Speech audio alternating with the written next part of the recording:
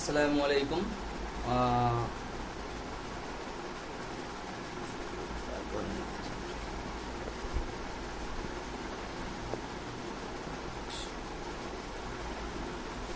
আসসালামু আলাইকুম। আজকে আমরা তোমার পড়ব পদস্থিতিবিদ্যা এবং বায়ুমণ্ডলীয় চাপ। এই চ্যাপ্টারটা শুরু করব। তোমাদের আমি আগে বলেছিলাম আর কি ইন আওয়ার প্রিভিয়াস ক্লাস ওই ডিসকাসড অ্যাবাউট, মানে আগের ঠিক ক্লাস নয়, আমি সেই ডাইমেনশন অ্যানালাইসিস করার পর আর কি কিছু একদিন একটা স্টার্ট করেছিলাম একটা ক্লাস, যেখানে বলেছিলাম কঠিন পদার্থ, তরল পদার্থ এবং গ্যাসীয় পদার্থ কি, কেন তিনটে ভাগে সেপারেট করা হলো সেগুলো বলেছিলাম। তো তাদের মধ্যে আর কি বলেছিলাম যে বিভিন্ন পদার্থগুলোর মধ্যে আর কি তিন ধরনের যে পদার্থ আছে তাদের মধ্যে যে অ্যাটমগুলো থাকে, অ্যাটমগুলোর মধ্যে ইন্টারঅ্যাক্টিভ ফোর্স অফ অ্যাট্রাকশন বা আকর্ষণ বল যে কাজ করে আর কি, সেই আকর্ষণ বলের পরিমাণটা কত তার উপর ডিপেন্ড করে পদার্থগুলোকে তিন ভাগে ভাগ করা হয়। বলেছিলাম যে সলিড মেটেরিয়াল, কঠিন পদার্থের ক্ষেত্রে কি হয়,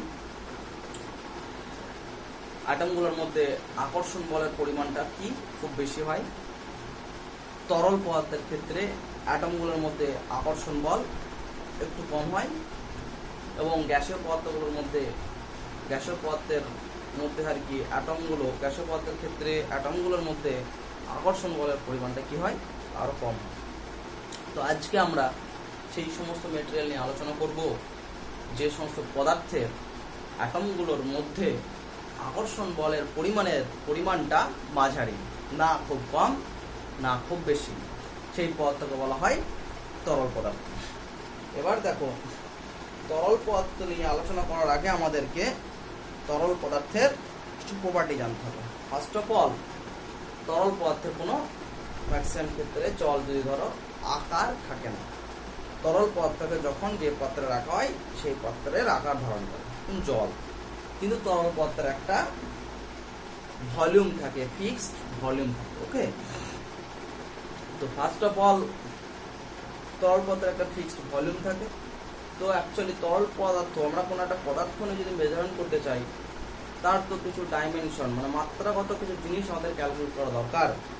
সেই জন্য আমরা তরল পদার্থের ক্ষেত্রে যেহেতু তরল পদার্থ কোনো আকার নেই এবং যেহেতু ভলিউমটা সবসময় ফিক্সড থাকে আর কি, ভলিউম একটা পাই আমরা, মানে ফিক্সড বলতে কি 1 গ্লাস পরিমাণ জল, 200 ml জলকে যদি একটা গ্লাসে রাখো ওর আয়তন যা হবে, 200 ml জলকে একটা কেটলিতে রাখলে ওর আয়তন 200 ml থাকবে। ঠিক আছে? তো এই জিনিসটা কিন্তু তোমার গ্যাসের ক্ষেত্রে হয় না। গ্যাসের ক্ষেত্রে কি হয়, একটা গ্লাসে যদি তুমি 200 মানে গ্রাম পার সেমি কিউব রাখো, গ্যাস রাখো, ঠিক আছে, তো ওর যে আয়তন হবে ওই গ্লাস থেকে গ্যাসটা যদি একটা ঘরে বার করে দাও সমপরিমাণ গ্যাসকেই, তাহলে ওর আয়তন ঘরটার আয়তন দখল করে নেবে। ওকে, তরলের ক্ষেত্রে কি থাকে, এই ঘটনাটা ঘটে না। এবারে এই চ্যাপ্টারটা শুরু করার আগে আমাদের কয়েকটা টার্ম জানতে হবে। ফার্স্ট অফ টার্ম হচ্ছে কিছু ঘনত্ব বা ডেনসিটি। কি বলা হয়? ডেনসিটি বা ঘনত্ব। ঘনত্ব ইজ ইকুয়াল টু কি, সবাই জানি, মাস বাই ভলিউম। মাস মানে বস্তুর ভর এখানে, ঠিক আছে? তো এটা মনে রাখবে, মাস মানে বস্তুর ভর, নট এমজি, বস্তুর ভর, মাস বাই ভলিউমকে বলা হচ্ছে ঘনত্ব। এই ঘনত্বের আর কি একটা কি, এটা কোয়ান্টিটি, এটা ফিজিক্যাল কোয়ান্টিটি, ভালো করে বুঝতে পারছো। ঘনত্ব স্কেলার না ভেক্টর, ঘনত্ব is a scalar quantity because here mass is a scalar, volume also scalar, so scalar by scalar always gives a scalar quantity. Is it clear? now এবার তোমাদের কাজ হলো এই ঘনত্বের ডাইমেনশন বার করতে। ঘনত্বের ডাইমেনশন বার করবে, তারপর কি বলবে, ঘনত্বের মাত্রা বার করবে। আমি এটা করাচ্ছি না কারণ তোমাদের শেখানো হয়েছে, তোমরা তাহলে ঘনত্বের মাত্রা এবং ডাইমেনশনটা বার করে নেবে। ঠিক আছে? তো এবার দেখো আর কি ঘনত্ব মানে কি, মাস বাই ভলিউম। ঠিক যে কোনো পদার্থের ক্ষেত্রে এটা হয়, তরল বা গ্যাস যার ক্ষেত্রে যায় বলো তার এটা হয়। এবার আমি যদি বলি যে কোনো পদার্থের ঘনত্ব বার করতে, ঠিক আছে, তো তাহলে একটা সমস্যা হয়। কি সমস্যা? দেখো, ঘনত্ব মানে কি? মাস বাই ভলিউম। তো মাস বাই ভলিউম। দেখো, ফার্স্ট অফ অল পদার্থের মাসটা মেজারমেন্ট করতে পারলাম ধরলাম, কিন্তু যে কোনো পদার্থের ভলিউমটা আমি ইজিলি মেজার করতে পারি না। যে কোনো পদার্থের যে ভলিউম থাকে সেই ভলিউমটা আমরা অত সহজে মাপতে পারি না। তো সেই ক্ষেত্রে আমরা যে কোনো পদার্থ যদি বলি আয়তন বার করতে, মানে ঘনত্ব বার করতে, তাহলে অ্যাকচুয়ালি ঘনত্ব বার করতে গেলে কি করতে হবে? মাস বাই ভলিউম দরকার, কিন্তু ভলিউমটা আমরা যে কোনো পদার্থের মাপতে পারি না। আমি যদি একটা উদাহরণ বলি, এই যে এই এর ভলিউম কত, এই কেটিটার ভলিউম কত, কেটিতে জলের তার ভলিউম কত, সেটা বার করতে। দেখো, অ্যাকচুয়ালি এর ভলিউম বার করার জন্য আর কি তোমার কাছে কোনো সূত্র নেই। এটা না কোনো স্ফিয়ার, না কোনো সিলিন্ডার, না কোনো আয়তঘন, তাহলে স্যার এর ভলিউম বার করা যাবে না। অফকোর্স এর ভলিউম বার করা যাবে, কিন্তু খুবই টাফ ক্যালকুলেশন, ম্যাথামেটিক্স ইউজ করতে হবে, ইন্ডিকেশন ইউজ করে করতে হবে আর কি। সো এই যে কোনো জিনিসের আর কি ভলিউম বার করা যে একটু টাফ হয়ে যাওয়ার জন্য কি করলো সায়েন্টিস্ট, একটা নতুন টার্ম ইউজ করলো, এমন একটা নতুন পদ্ধতি ব্যবহার করলো যে যে কোনো পদার্থের ভলিউম না বার করেই আর কি তার ঘনত্ব নির্ণয় করা যাবে আর কি। তখন বললো ঠিক আছে, একটা নতুন টার্ম বা ফিজিক্যাল কোয়ান্টিটি ডিফাইন করলো। ওই কোয়ান্টিটির নাম হচ্ছে স্পেসিফিক গ্র্যাভিটি বা আপেক্ষিক ঘনত্ব। কি বলা হয়? স্পেসিফিক গ্র্যাভিটি, আপেক্ষিক ঘনত্ব। স্পেসিফিক গ্র্যাভিটি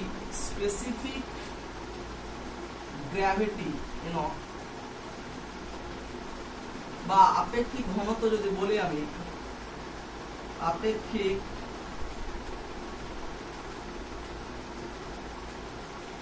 ঘনত্ব ইকুয়াল টু কি বলতো? স্পেসিফিক গ্র্যাভিটি বা আপেক্ষিক ঘনত্ব মানে একটা টার্ম, এটাকে বলা হয় তোমার সাধারণত এস দিয়ে ডিনোট করা হয়। আমি ধরে নিলাম এটা এস ইকুয়াল টু কি বলা হয়? বলছি কি যে এস মানে কি বলছে, যে কোনো পদার্থের, মানে কি যে কোনো পদার্থের ভি আয়তন, দিচ্ছে না, ভি আয়তন ভর বাই 4 ডিগ্রি সেন্টিগ্রেড উষ্ণতায় ভি আয়তন জলের ভর, ভি আয়তন জলের ভর।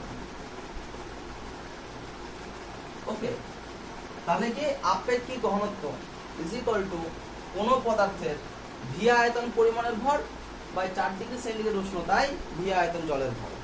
ওকে, এবার কেউ যদি বলে না স্যার আমি এটা এরকম করে লেখা যায় কি, যে কোন পদার্থের একক আয়তনের ভর বাই 4 ডিগ্রি সেন্টিগ্রেড উষ্ণতায় একক আয়তনের জলের ভর, এটাও লেখা যাবে। ঠিক আছে তো? আচ্ছা, আমি একটাই কি বললাম, রো ইজ ইকুয়াল টু কি এম বাই ভি। তার মানে কি এই এম বাই ভি, এইটাকে যদি আমি বাংলায় বলি কি বলা হয়? একক আয়তনে জলের ভর। তাহলে অ্যাকচুয়ালি কোন পদার্থের একক আয়তনের ভর মানে কি? ওই পদার্থের ঘনত্ব। কোন পদার্থের পদার্থের বলে দিলাম, পদার্থের ঘনত্ব বাই 4 ডিগ্রি সেন্টিগ্রেড উষ্ণতায় জলের একক আয়তনে জলের ভর মানে কি? 4 ডিগ্রি সেন্টিগ্রেড উষ্ণতায় জলের ঘনত্ব। তাহলে আলটিমেটলি তোমরা যদি এটাই জেনে রাখো, এটাও জেনে রাখো যে আপেক্ষিক ঘনত্ব মানে কোন পদার্থের ভর বাই 4 ডিগ্রি উষ্ণতায় জলের ভর, অথবা আপেক্ষিক ঘনত্ব মানে কোন পদার্থের ঘনত্ব বাই 4 ডিগ্রি সেন্টিগ্রেড উষ্ণতায় জলের ঘনত্ব। এবার তোমার ইচ্ছা হলো, তাহলে আলটিমেটলি আমি কি পেলাম? এইটা অ্যাকচুয়ালি কি বললাম আমি এটা ইরেজ করে আরেকবার লিখছি। আপেক্ষিক ঘনত্ব টার্মটা এটা ভালো করে বুঝবা কি, এটার অ্যাপ্লিকেশন কিন্তু খুব মানে মুহুর্মুহু অ্যাপ্লিকেশন আছে। মানে ফিজিক্সটা বুঝবে, এটা একটা ম্যাথমেটিক্স আর রেশিও, এখানে জানা মানে যে ফিজিক্স শেষ হলো তা নয়, মানে ফিজিক্স কিছু বুঝবে না। এরকম ডেফিনেশন তো হাজার হাজার দিতে আসবো বলে মুখস্থ ডেফিনেশন জেনে লাভ নেই। আলটিমেটলি আমি কি বললাম? Rho is equal to actually rho by rho 4 নাম দিলাম। এখানে রোটা কি, যে পদার্থের আমি ঘনত্ব বার করছি সেই পদার্থের ঘনত্ব বাই রো 4 মানে কি 4 ডিগ্রি সেন্টিগ্রেড উষ্ণতায় জলের ঘনত্ব। তাহলে দেখো actually rho is equal to rho 4 into S যদি করি কি হলো? এই রোটাতে বার করতে চাইছি যে কোনো পদার্থ, আমি বললাম এই পদার্থের আর কি মানে এর ভিতরে কেরোসিন আছে, কেরোসিনের ঘনত্ব বার করতে চাইছি। তাহলে এর ভিতরে কেরোসিনের ঘনত্ব বার করতে কি হলে কি হবে, এর ভলিউমটা জানা প্রয়োজন ছিল। আমি ভলিউমটা মেজারমেন্ট করতে পারলাম না বলে বললাম একটা সুইটেবল রাস্তা বার করব, যে সুইটেবল রাস্তা দিয়ে আমি ঘনত্বটা বার করতে পারবো, মানে ভলিউম না বার করে ঘনত্ব বার হয়ে যাবে। তো আমি ধরে নিলাম এখানে কেরোসিন আছে, কেরোসিনের যদি ভলিউম বার করতে চাই তাহলে উপরে বলেছিলাম না যে কোনো পদার্থ কেরোসিনের যে কোনো পদার্থ যাই কি বসে যাবে, কেরোসিনের একক আয়তনের ভর মানে কেরোসিনের ঘনত্ব বাই 4 ডিগ্রি সেন্টিগ্রেড উষ্ণতায় জলের ঘনত্ব, এইটা হচ্ছে কি যে তোমার স্পেসিফিক হিট এস, এস এর সমান হবে। এবার অ্যাকচুয়ালি দেখো তাহলে রো ইজ ইকুয়াল টু, তাহলে অ্যাকচুয়ালি ইকুয়েশন থেকে রো মানে কি, রো কেরোসিনের ঘনত্ব is equal to 4 degree centigrade উষ্ণতায় জলের ঘনত্ব into specific heat of the kerosene, মানে যার ঘনত্ব বার করবে, যে পদার্থের ঘনত্ব বার করবে সেটাকে এর স্পেসিফিক বলে গ্র্যাভিটি বলা হয়, সরি আপেক্ষিক ঘনত্ব। তাহলে অ্যাকচুয়ালি কোনো পদার্থে যে কোনো পদার্থের ঘনত্ব ইজ ইকুয়াল টু ওই পদার্থের 4 ডিগ্রি সেন্টিগ্রেড উষ্ণতায় জলের ঘনত্ব ইনটু ওই পদার্থের আপেক্ষিক ঘনত্ব বা স্পেসিফিক গ্র্যাভিটি। ওকে, এখানে দেখো কোনো পদার্থের ঘনত্ব বার করার জন্য আর কি ভলিউম ক্যালকুলেট করতে হচ্ছে, ভলিউমের কোনো টার্ম আছে, তাহলে ভলিউম ক্যালকুলেট করতে হবে না, ক্লিয়ার। এবার দেখো স্যার তাহলে তো এটাও ক্যালকুলেট করতে হবে, এটাও ক্যালকুলেট করতে হবে, গুড, এটাও ক্যালকুলেট করতে হবে, এটাও ক্যালকুলেট করতে হবে।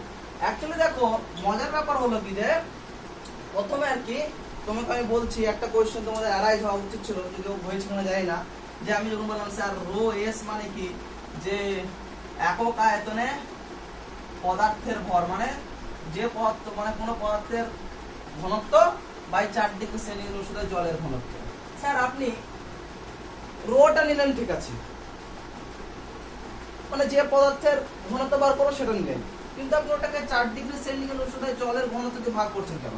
পার্টিকুলার আপনি জলের ঘনত্ব দিয়ে ভাগ করতে পারতেন, কিংবা 10 ডিগ্রি সেন্টিগ্রেড উষ্ণতায় জলের ঘনত্ব দিয়ে ভাগ করা যেত। 15 ডিগ্রি আপনি 4 ডিগ্রি সেন্টিগ্রেড উষ্ণতায় জলের ঘনত্ব দিয়ে কেন ভাগ করছেন? এখানে অ্যাকচুয়ালি এই বিউটিটা কেন করা হয়, একটা অ্যাডভান্টেজ নেওয়ার জন্য। কারণ আমরা 4 ডিগ্রি সেন্টিগ্রেড উষ্ণতায় জলের ঘনত্ব রো 4 ইজ ইকুয়াল টু কত হয়, 1 গ্রাম পার সেমি কিউব, কত হয় 1 গ্রাম পার সেমি কিউব। এখান থেকে কি অ্যাডভান্টেজ দেখো, যে কোনো পদার্থের ঘনত্ব ইজ ইকুয়াল টু ওই পদার্থের স্পেসিফিক গ্র্যাভিটি মানে আপেক্ষিক ঘনত্ব ইনটু রো 4, তার মানে কি s ইনটু রো 4 কত 1, তাহলে s, তাহলে কোন পদার্থের যদি আমি স্পেসিফিক গ্র্যাভিটি মানে আপেক্ষিক ঘনত্বই পদার্থের ঘনত্বের সঙ্গে সমান হয়ে যাবে।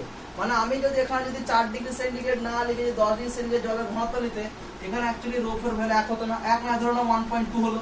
তাহলে কি দেখো ঘনত্ব ইজ ইকুয়াল টু আপেক্ষিক ঘনত্ব ইনটু 1.2, মানে কি একটা নাম্বার গুণ করতে হতো, ম্যাথমেটিক্যাল ক্যালকুলেশনে একটা কমপ্লিকেশন চলে আসতো।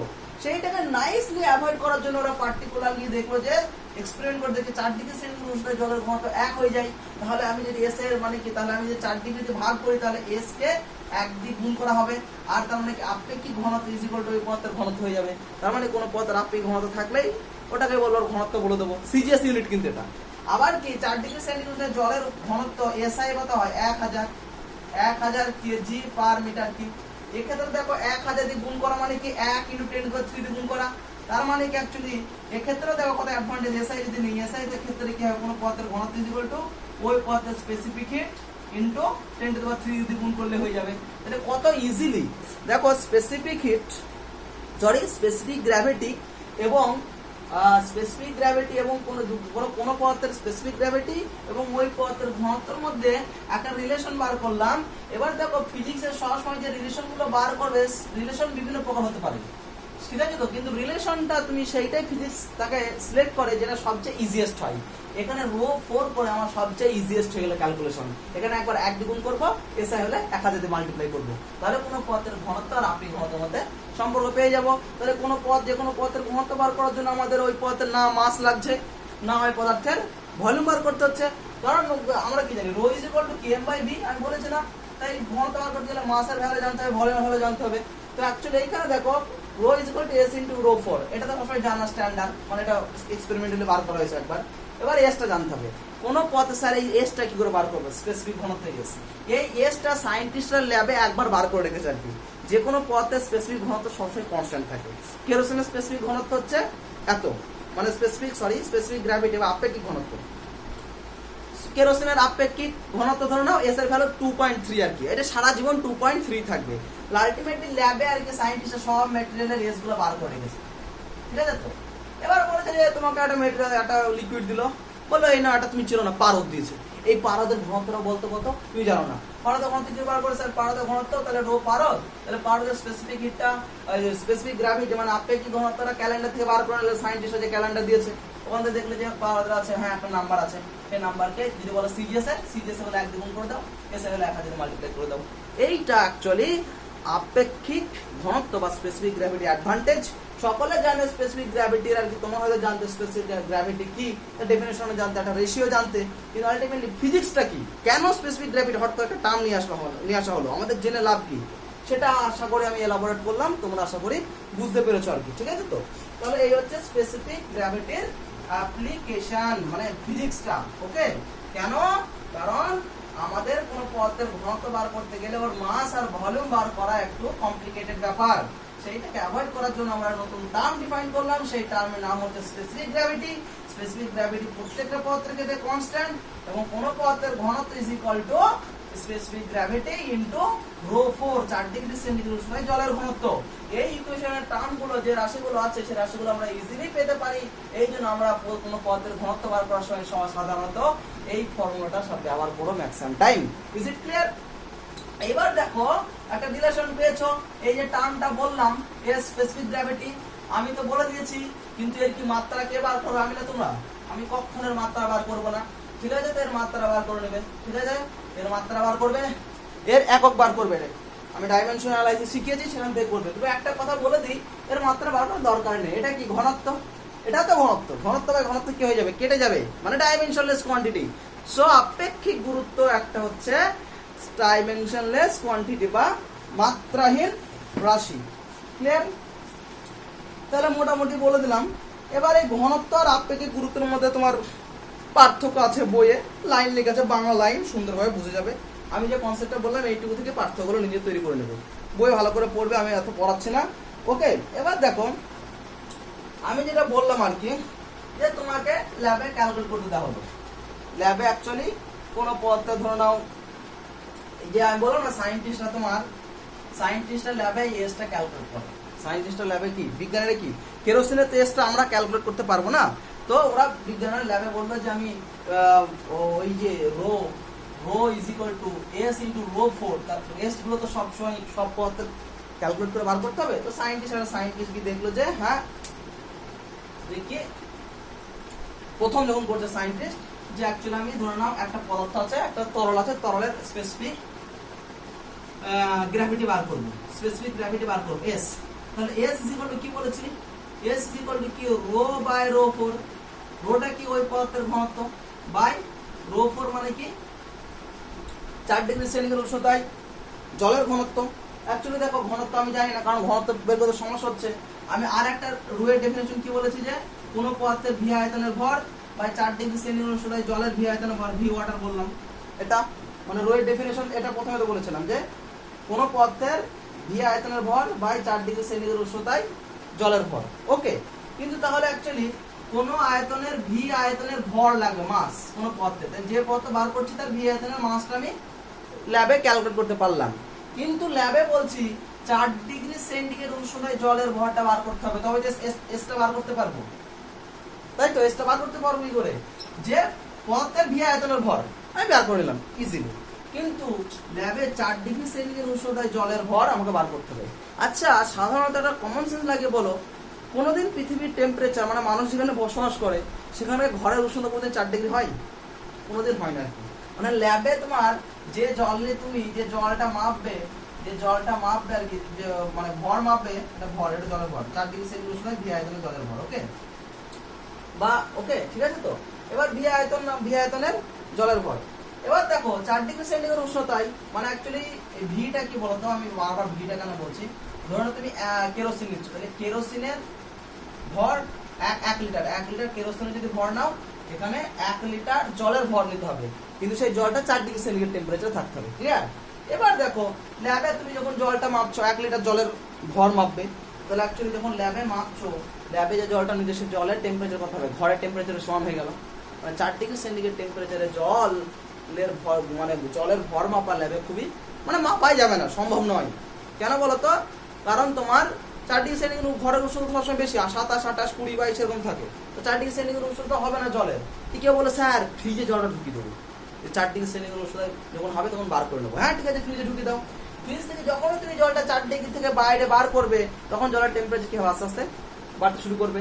আলটিমেটলি তুমি কখনোই 4 ডিগ্রি সেন্টিগ্রেড জলের ভর মাপতে পারছো না, মাপলেও কি হবে, ভুল হবে। তখন সায়েন্টিস্টরা বললো তাহলে তো স্পেসিফিক ভলিউম মানে স্পেসিফিক গ্র্যাভিটি মাপতে একটু অসুবিধা হবে। দিয়ে তখন বললো আচ্ছা তুমি যে ল্যাবের ওষুধে টি হয়, তাহলে ল্যাবে তুমি যে ভি আয়তন মানে যে যে পরিমাণ বস্তু নিয়েছো সেই সম পরিমাণ আয়তনের জলের উষ্ণ মাপতে চাইছো, মানে ভর মাপতে চাইছো, তাহলে আমি ধরে নিলাম ল্যাবে ভি আয়তন জলের ভর মাপলাম, জলের ভর মাপলাম। তাহলে সেই জলের উষ্ণতা 4 ডিগ্রি হওয়ার দরকার ছিল, কিন্তু আমার টি ডিগ্রি সেন্টিগ্রেড হয়ে গেছে। টিটা কি ল্যাবের উষ্ণতা, ঠিক আছে তো, ভালো করে বোঝো। আমার অ্যাকচুয়ালি 4 ডিগ্রি সেন্টিগ্রেড উষ্ণতা জলের ভলিউম মাপতে পারছি না, কিন্তু আমি এটা শিওর ল্যাবে ইজিলি ল্যাবের যে উষ্ণতা, ল্যাবের উষ্ণতা হলো টি ডিগ্রি সেন্টিগ্রেড। টি ডিগ্রি সেন্টিগ্রেড যদি হয় ল্যাবে যে জলটা পাবো তার উষ্ণতা টি ডিগ্রি সেন্টিগ্রেড, তাহলে ল্যাবে টি ডিগ্রি সেন্টিগ্রেড উষ্ণতায় জলের ভলিউম মাপতে পারবো। তাহলে বলে ঠিক আছে, তুমি ল্যাবরেটরিতে যে উষ্ণতা ল্যাবের উষ্ণতা টি হয়, তাহলে টি ডিগ্রি সেন্টিগ্রেড উষ্ণতায় ল্যাবে জলে ভি পরিমাণ জলের ভর মেপে নাও।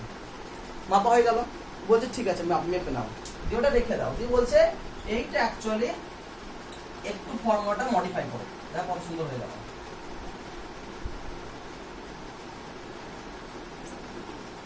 কি অ্যাকচুয়ালি দেখো এস ইকুয়াল টু কত হবে, কি বলেছে আর কি, মানে কোন পদার্থের আর কি পদার্থের ভি আয়তনের ভর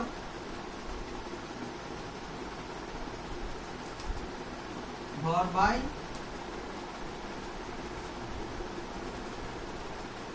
4 ডিগ্রি সেন্টিগ্রেড উষ্ণতায় ভি আয়তনের জলের ভর। এবার দেখো আমি এই রাশিটাকে মাপতে পারছি না, এটাকে এলিমিনেট করতে হবে। এটাকে আমি লিখে যাই মানে পদার্থের আমি দেখো ভি আয়তনের ভর আর লিখছি না, বাই টি ডিগ্রি সেন্টিগ্রেড উষ্ণতায় ভি আয়তন জলের ভর ইনটু টি ডিগ্রি সেন্টিগ্রেড উষ্ণতায় ভি আয়তন জলের ভর বাই 4 ডিগ্রি সেন্টিগ্রেড উষ্ণতায় ভি আয়তন জলের ভর, ঠিক আছে তো, জলের ভর। দেখো এইটাকে আমি এভাবে লিখতে পারি, দেখো টি ডিগ্রি সেন্টিগ্রেড উষ্ণতায় ভি আয়তন জলের ভর ইনটু টি ডিগ্রি সেন্টিগ্রেড উষ্ণতায় ভি আয়তন জলের ভর। এটা যদি কেটে দাও তাকে এটা চলে আসবে। তাহলে আমি এই ইকুয়েশনের কায়দা করে এটা লিখতে পারি। কেমন লিখলাম দেখো, এখন পদার্থের ভি আয়তনের ভর মাপতে পারবো ইজিলি, টি ডিগ্রি সেন্টিগ্রেড উষ্ণতায় ভি আয়তন জলের ভর এটা মাপতে পারবে। তার মানে কি এইটা মাপতে পারবে, তার মানে কি এই রাশিটা আমি পেয়ে গেলাম। আবার কি টি ডিগ্রি সেন্টিগ্রেড উষ্ণতায় ভি আয়তনের জলের ভর বাই 4 ডিগ্রি সেন্টিগ্রেড উষ্ণতায় জলের মানে কি 4 ডিগ্রি সেন্টিগ্রেড উষ্ণতায় ভি আয়তনের জলের ভর। আমি এসটা কি বলেছিলাম, S is equal two V আয়তন বস্তুর ভর বাই 4 ডিগ্রি সেন্টিগ্রেড উষ্ণতায় ভি আয়তনের জলের ভর। তো এইটাকে বলা হয়, এই টার্মটাকে বলা হয় টি ডিগ্রি সেন্টিগ্রেড উষ্ণতায় টি ডিগ্রি সি উষ্ণতায়, ঠিক আছে তো, জলের এস দেখো কি এস মানে কি ভি আয়তন যে কোনো জিনিসের ভর বাই 4 ডিগ্রি সেন্টিগ্রেড উষ্ণতায় জলের ভর। তো ওখানে দেখো টি ডিগ্রি সেন্টিগ্রেড উষ্ণতায় ভি আয়তন জলের ভর বাই 4 ডিগ্রি সেন্টিগ্রেড উষ্ণতায় ভি আয়তন জলের ভর, মানে এটাই মানে কি টি ডিগ্রি সেন্টিগ্রেড উষ্ণতায় জলের এস হলো। আর এইটাকে বলা হচ্ছে নির্ণীয় আপেক্ষিক ঘনত্ব। তাহলে দেখো কোন পদার্থের এস যখন বার করতে চাইছি ল্যাবে, তাহলে আমরা ইজিলি বার করতে হবে। এটা তো আমরা একটা নাম্বার পেয়ে যাবো, পদার্থের ভি আয়তনে জলের ভর বাই টি ডিগ্রি সেন্টিগ্রেড জলের ভর, তাহলে নির্ণয় আপেক্ষিক গুরুত্ব ঘনত্ব বলা হচ্ছে এটাকে। মানে এটা দেখো ল্যাবে মাপলাম, এর ভর মাপলাম, এর ভর মাপতে পারবো ইজিলি, বসিয়ে দিলাম। এখানে অ্যাকচুয়ালি এইটা আমাদের জানা আছে, এইটা যে টি ডিগ্রি সেন্টিগ্রেড উষ্ণতায় ভি আয়তনে জলের ভর বা 4 ডিগ্রি সেন্টিগ্রেড উষ্ণতায় ভি আয়তনে জলের ভর, এইটাকে বলা হয় টি ডিগ্রি সেন্টিগ্রেড উষ্ণতায় জলের আপেক্ষিক ঘনত্ব, ঠিক আছে তো। এবার দেখো এই টার্মটা আমরা জানি, এর একটা কনস্ট্যান্ট ভ্যালু আছে, তাহলে যে কোনো পদার্থের ক্ষেত্রে আর কি দেখো যে কোনো পদার্থের আপেক্ষিক ঘনত্ব আমি ইজিলি মেজারমেন্ট করতে পারি। কোনটা মেজার করতে হবে, পদার্থের ভি আয়তন, পদার্থের ভর বার করো বাই টি ডিগ্রি সেন্টিগ্রেড জলের ভর বার করবো, সেটা দিয়ে এই দুটো ভাগ করার নাম্বার পাবো, সেই নাম্বারটাকে 3 ডিগ্রি সেন্টিগ্রেড উষ্ণতায় জলের আপেক্ষিক ঘনত্ব দিয়ে গুণ করে দেবো, তাহলে যে কোনো পথের স্পেসিফিক গ্র্যাভিটি বার করতে পারবো। তাহলে আমি তোমাদের কি শেখালাম, আমি একবার সাম আপ করে দিচ্ছি, গুলিয়ে দিতে পারে আর কি, মানে একই ধরনের জিনিস, শুধু ডিফারেন্স একটু একটু আছে, এই জন্য তোমাদের মনে হবে যে আলাদা আর কি।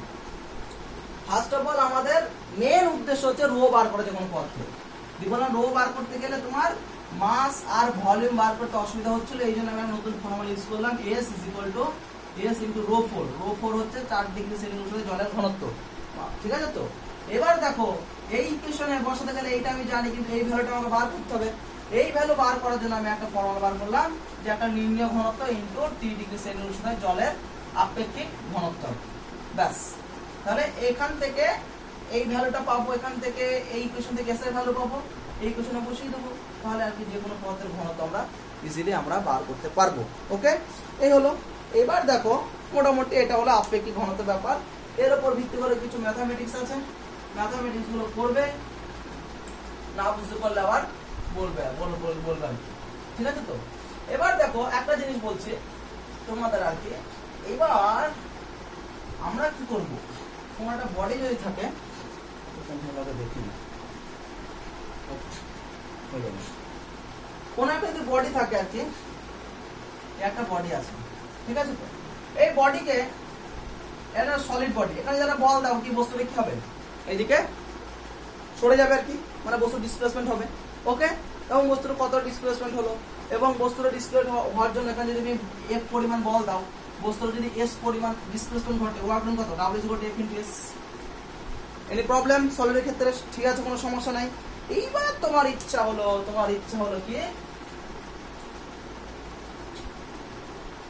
হলো কি, এই জিনিসটা এরকম ফাঁকা আছে, আর সিলিন্ডার আছে, সিলিন্ডারে জল আছে।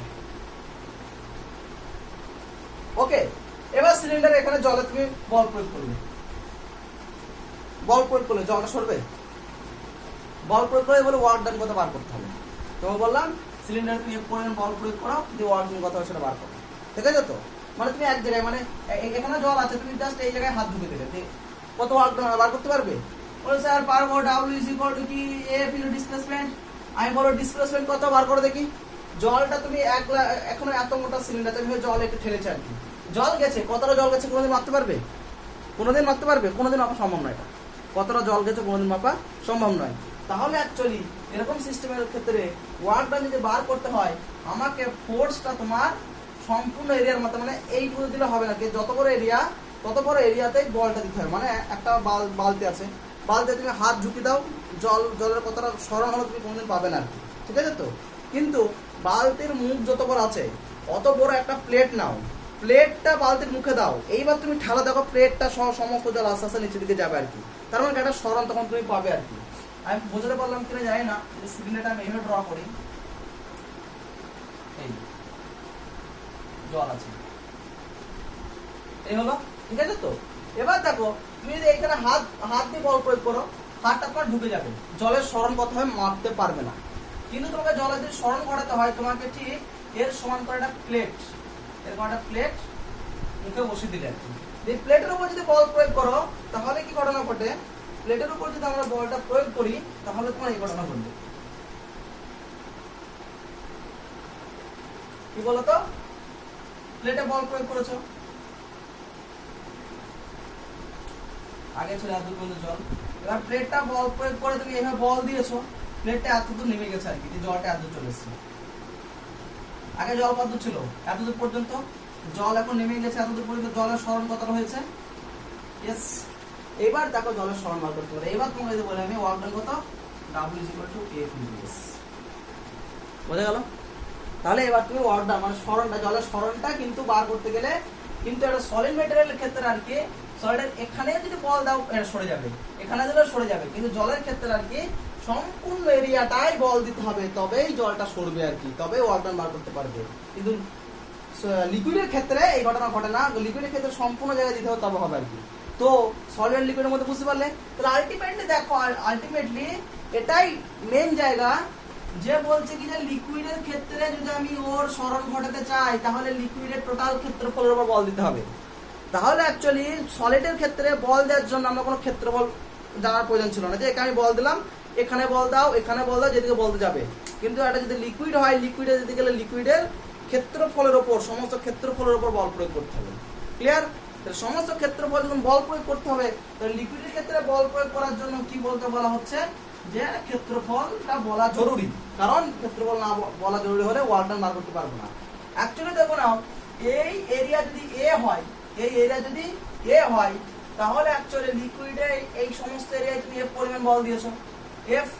এবার বলছে যে প্রতি এককে একটা নতুন টার্ম ডিফাইন করলো, যে মানে লিকুইডের ক্ষেত্রে বলছে কি যে বল বল বারবার বলছি, বল বলতে গেলে বলতে সমগ্র ক্ষেত্রফল বল দিতে হবে, তবে লিকুইডের সরণ হবে।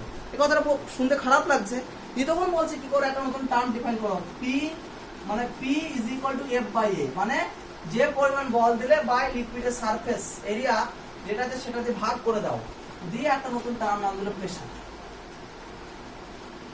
প্রেসার করে দাও দিয়ে বলে এটাকে বলে দাও প্রেসার। এবার দেখো বললো যে লিকুইডে বলছে আর বল দিও না, মানে লিকুইড শুনেছো যে লিকুইডে এত পরিমাণ বল প্রয়োগ করা হলো কেন, কারণ লিকুইডে এত পরিমাণ বল প্রয়োগ করা হলো কোনো কথাটার কোনো মিনিং নেই, কারণ ওই পরিমাণ বল প্রয়োগ করে সরণ হবে কি হবে মাপতে পারবো না। কিন্তু যদি বলতে হয় কি বলতে হবে, লিকুইডের এই ক্ষেত্রফলের উপর এত পরিমাণ বল প্রয়োগ করা হলো, তাহলে সরণ হবে, সেটা আমরা মাপতে পারবো। সেই জন্য বলো তাহলে লিকুইডের ক্ষেত্রে বল না বলে আমরা ওকে একটা নতুন রাশি দিয়ে ডিফাইন করি, রাশিটার নাম দিল প্রেসার।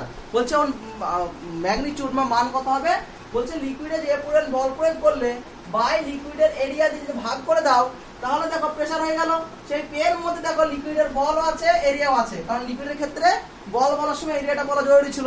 দেখো এই টার্মটার ক্ষেত্রে ফোর্সও ঢুকে দিলাম, এরিয়া ঢুকে দিলাম, এটাকে বলা হচ্ছে তোমার প্রেসার। ওকে, তাহলে বা চাপ বলা হয়। তাহলে অ্যাকচুয়ালি কোন লিকুইড তরলের ক্ষেত্রে আর কি, লিকুইডের ক্ষেত্রে প্রেসার ইজ ইকুয়াল টু লিকুইডের উপর বল বাই লিকুইডের যে ক্ষেত্রফলের উপর বল প্রয়োগ করেছে সেই ক্ষেত্রফল দিয়ে ভাগ করতে হবে। Is it clear? Okay okay. এবার যদি বলা হয় এই লিকুইডের উপর টোটাল কতটা বল দিয়েছো, বলছে লিকুইডের উপর টোটাল বল কত, ফোর্স ইজ ইকুয়াল টু কত হয়, পি ইনটু এ।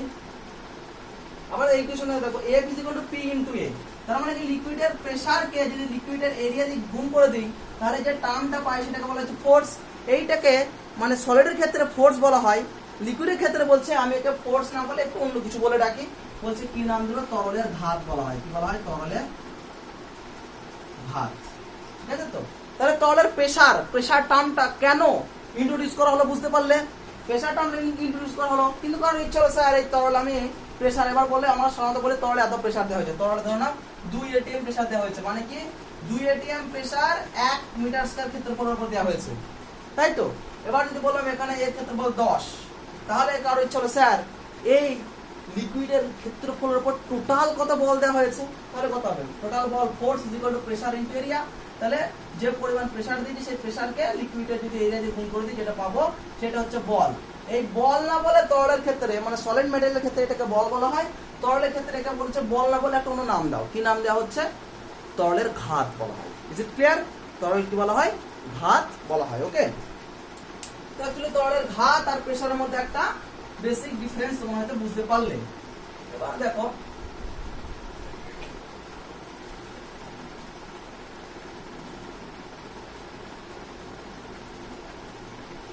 টার্মগুলো ভালো করে বুঝতে হবে, টার্মগুলোর মধ্যে বেসিক ডিফারেন্স জানতে হবে, তারপর তোমার আর কি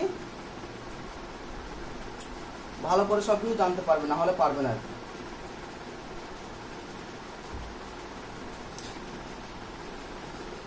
এবার দেখো প্রেসার টার্ম ইউজ করলাম, এখানে সিলিন্ডার আছে,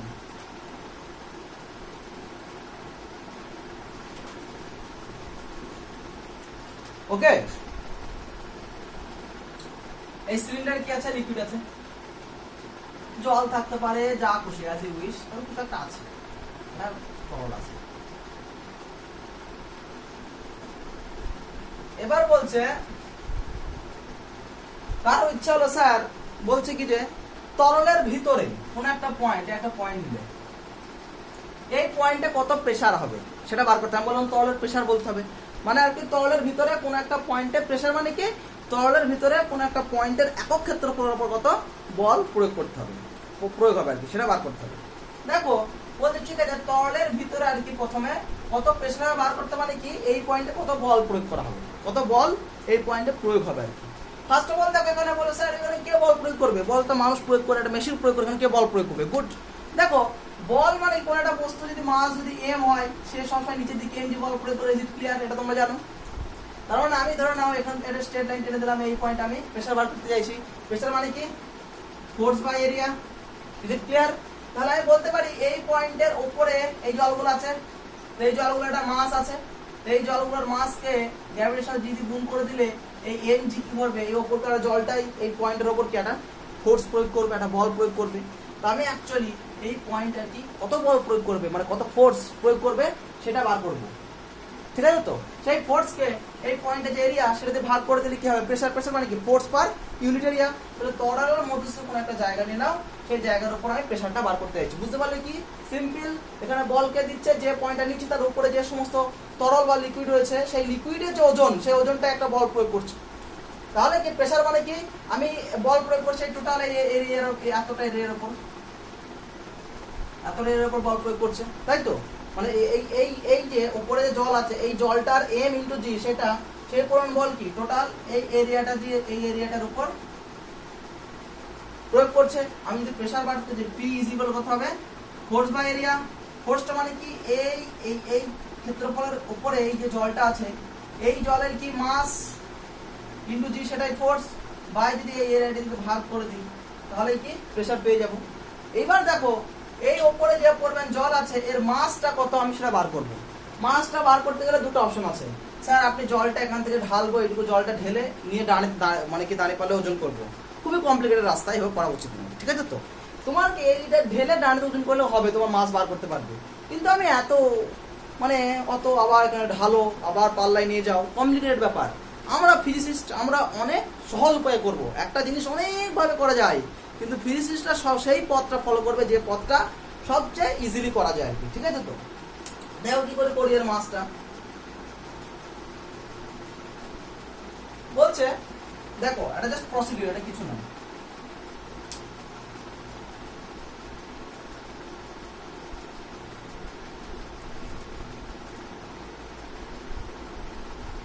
এই আছে পয়েন্ট আছে বলেছিলাম। এবার দেখো এই পয়েন্টে এত বড় এরিয়া না নিয়ে যদি আমি দেখো এই টোটাল যদি এরিয়াটা নিতাম তাহলে কি এর উপরে টোটাল যতটা জল আছে সেই জলের মাস ইনটু জি করতে হতো ফোর্স বার করতে গেলে। আমি বলছি টোটাল এরিয়াটা না নিয়ে ছোট্ট একটা এরিয়া নেব। তাহলে দেখো ছোট্ট একটা এরিয়া নিলে এই এই এরিয়ার উপর যে জল, মানে যে পরিমাণ এরিয়া নেব সেই এরিয়ার উপরে যে জল থাকবে সেই জলের মাস যদি বার করতে পারি তাহলে আমার হয়ে যাবে। তো আমি ধরে নিলাম লিকুইড, মানে লিকুইডের ভিতরে যে পয়েন্ট নিচ্ছি সেই পয়েন্টে ঘিরে একটা ছোট্ট একটা এরিয়া নিচ্ছি এই। তাহলে অ্যাকচুয়ালি এই এরিয়ার উপর টোটাল ফোর্স কত হবে? এই এরিয়ার উপর যে জল আছে সেই জলের ভর ইনটু ফোর্স। যদি আমি বড়টা নিতাম সব জলটা নিতে হতো, কিন্তু আমি যদি ছোট এরিয়া নিচ্ছি মানে কি ছোট এরিয়ার উপরে জাস্ট যে জলটুকু আছে সেইটুকুর মাস নিতে হবে। এবার দেখো তোমরা কি জানো, রো ইকুয়াল টু কি এম বাই ভি, আমি একটা বললাম, এটা কেমন ভাবে ব্যবহার করবো দেখো। মাস মানে কি? মাস ইজ ইকুয়াল টু কি রো ইনটু ভি। ওকে, তাহলে জলের মাস বার করা দরকার ছিল তো, মানে লিকুইডের উপর যে জল আছে তার মাস, তাহলে মাস ইজ ইকুয়াল টু কত? Rho into V. এবার জলের ঘনত্ব আমরা সবাই জানি, আর এই যে ভলিউম বার করতে হবে।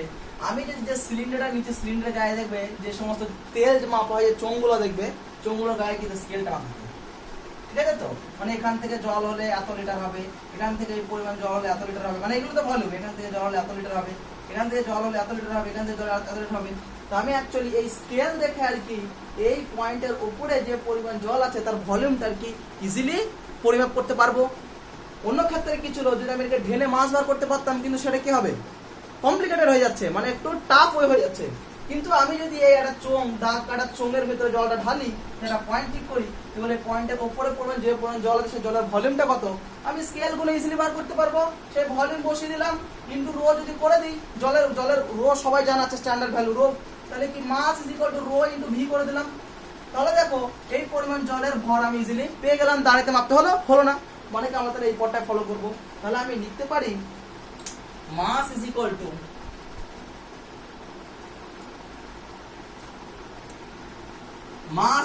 Rho into V. ওকে, ঠিক আছে, mass is equal to rho into V. কে বললো স্যার আপনি যে বললেন এই চৌকাটা মানে কি দাগ কাটা স্কেল যুক্ত চোঙ আমার কাছে নেই, কি করে মাপবো? আমার ঠিক আছে, তখন লাগবে না, চোঙ লাগবে না, তা মাপতে হবে। এটা আরো কঠিন, তো এটা এভাবে করা যায়, কিন্তু আমি বলছি এটা কঠিন, তাও একটা চোঙ কিনতে হবে, দাগ কেটে কেটে মাপতে হবে, এটা একটু টাফ হতে পারে। বলছি স্যার এর থেকে সহজ পদ্ধতি আছে? হ্যাঁ, এর থেকে সহজ পদ্ধতি আছে। অ্যাকচুয়ালি দেখো, রো ইন্টু ভি, এই ভি মানে কি? কার ভলিউম? যে পরিমাণ জল এই এরিয়ার উপর আছে সেই পরিমাণ জলের ভলিউম। তার মানে কি, আমি জানি জল যে পাত্রে রাখা হয় সেই পাত্রের ভলিউম বার করে জলের ভলিউম। তাহলে আমি অ্যাকচুয়ালি এই এরিয়ার উপর কত পরিমাণ জল আছে এই পরিমাণ, অ্যাকচুয়ালি এই এরিয়ার উপর আমি এইভাবে একটা সিলিন্ডার যদি ড্র করে দিই, আমি বলছি এই সিলিন্ডারের ভিতরে তো জলটা আছে, তাহলে এই সিলিন্ডারের যা এরিয়া, ওই সিলিন্ডারের যা ভলিউম, তাহলে এই এরিয়ার উপর যে পরিমাণ জল আছে সেই জলের ভলিউমও কি হবে? সেম হবে।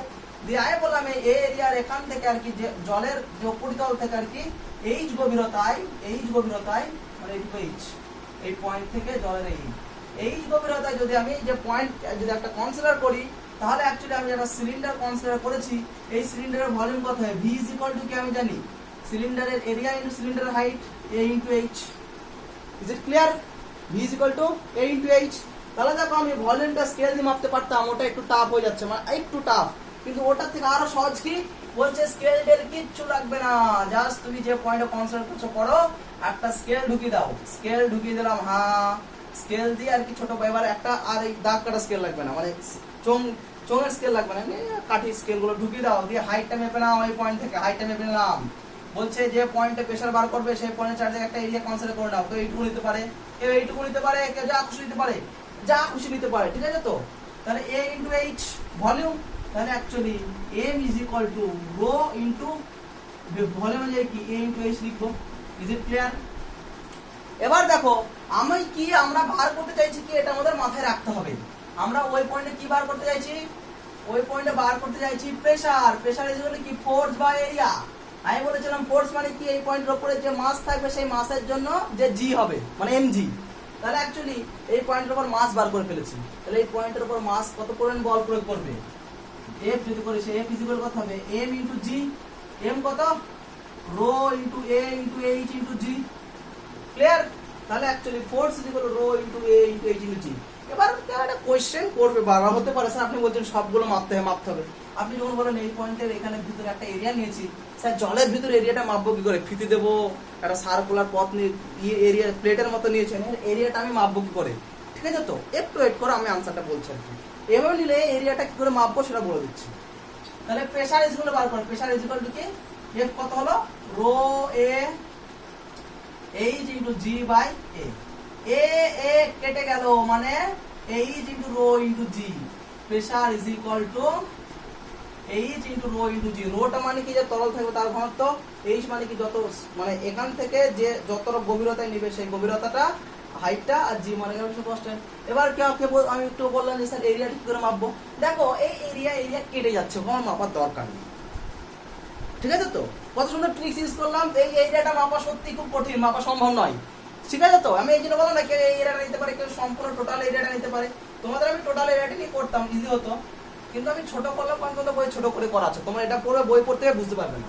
কেউ যদি এই বড় এরিয়াটা নিয়ে করতো তার হতো নাকি? অবশ্যই হতো। তাহলে বড় এরিয়াটা হলে এখানে বড়